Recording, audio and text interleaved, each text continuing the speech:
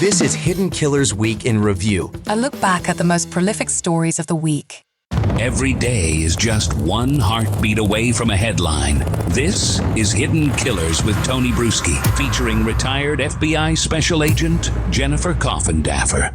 The trial against Robert Tellis continues on. By the time you're watching or listening to this, there may already be a verdict. We're recording this at the end of the week on the 23rd of August, just as Robert Tellis's testimony is wrapping up. We're going to take a look at some of that on Cross today with Jennifer Coffindaffer, retired FBI Special Agent. Before we get into looking at some of those clips, I know you saw some of his testimony initially, his narrative testimony that he was giving out.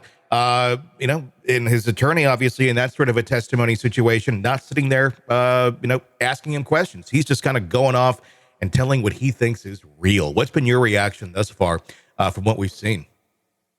Well, this is a rare situation that the judge allowed and that both parties agreed to allow this sort of narrative version of testifying without having any questions asked. I found it quite fascinating, Tony, because he just really went on just a diatribe of information. He was so all over the board. It was very scattered. He made some points he wanted to make, obviously wanted to say his opinions, and that got shut down pretty quick. But at the end of the day, I think this was just really to make him feel better. That's what it seems like. I mean, he feels like a child, a very like a 5 or a 6-year-old. The way he's digging into everything, despite facts being directly in front of him, he seems to have some reason as to why these things. It's like the dog ate my homework, and he's dug into it very, very strong. And I don't think he's coming out of it. I mean, it makes me wonder if he truly believes that, or what's going on in his mind. Well, I don't think that he really believes it, but he is committed to getting other people to believe it. And so I think he's putting on what I think is an acting job, Tony, where somebody understands the importance of conveying all of these facts as he wants people to believe them. And so that's why he's just so dug in.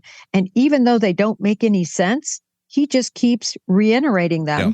Hoping, I think, that maybe one juror will buy into his baloney. He feels like a case study in like narcissistic personality disorder. Just watching him continue on. Early on in his testimony, one of the first things he said was, "My concern is that you hear what I believe took place." And I'm kind of paraphrasing there, but there was a lot of, "This is my concern that you don't see it from my perspective," basically. And there was a lot of knows predicating everything that he was talking about, which is a very classic sign of kind of narcissism, trying to get people into whatever narrative you're trying to express. And we all say that as a filler quite often, but he was kind of over the top on some of it, it felt.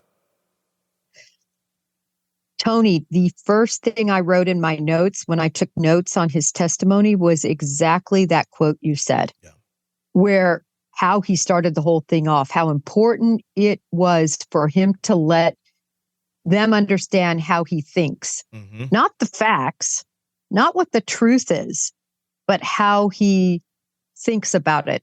And again, I agree with you on, that is a clear narcissistic type view. That people need to see it how I see it. How anyone else sees it is truly irrelevant. And his really skirting the facts. I loved his whole explanation of how he cut his finger. There's something that when we interview and what we're taught about interviewing, when people use a lot of detail, excessive detail, that is a sign of lying. Yeah. She doesn't really like to have school lunches. Well, now she does, but back then she wouldn't.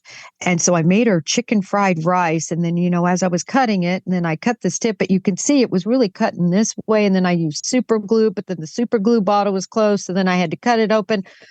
When that happens, it's just for anyone who is taught interviewing skills, it's a red flag. Yeah. It was word salad. because it just continued to be a lot of things that had nothing to do with the case. No one was really questioning how he super glued his finger back together, or the super glue bottle, or chicken fried rice, or the fact that he has 3 cars. He had to get that in there too. Just a little bit of braggadociousness, which I found to be rather amusing, because it was all just par for the course of someone that thinks this way. And it feels the difference between, I think, someone lying that is, I guess, of a more healthy brain versus a narcissist or a narcissistic personality disorder, which I feel like he's in.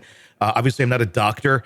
Is the fact that as long as everyone sees things through their prism, well, then it's all okay. Everything's right. If everybody sees it through my prism, no problem at all. Someone with a more healthy brain would go, they know I'm lying.